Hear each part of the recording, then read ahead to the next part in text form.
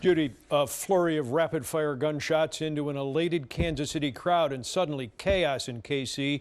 One dead among 22 shot. The victims are believed to include children. At least 8 people critical. After the shot, some in the crowd began chasing a man believed to be armed. They tackled that man and held him down until police arrived and put him in cuffs.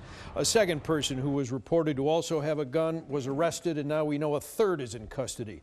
None charged, nor are they being called suspects in what happened. Although police have said there may have been multiple shooters. What isn't known, what led to all this? Authorities waving off suggestions of a terror attack or some organized threat, instead calling this a criminal investigation. That covers an array of explanations, including the possibility of 2 people who were drunk and armed, or a gang fracas. Kansas City police leading the investigation, not FBI or Homeland Security. Within the past few minutes, KC officials.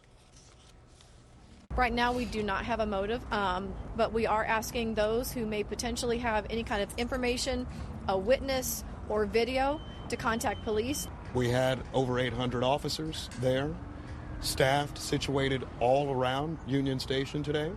We had security in any number of places, eyes on top of buildings and beyond. And there still is a risk to people.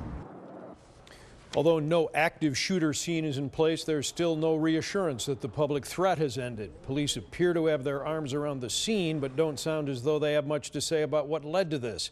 Some who have listened to the gunfire suggest the shots sound like an automatic weapon. As the I-Team has reported the past few years, there's a growing threat to police and the public from pistols that can be readily and cheaply transformed from semi-auto to full auto with a tiny switch.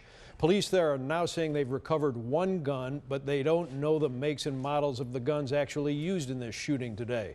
According to the Gun Violence Archive that tracks incidents such as this, there have now been at least 47 mass shootings so far this year in America, 81 killed, 165 wounded. Astounding numbers, even without today's event.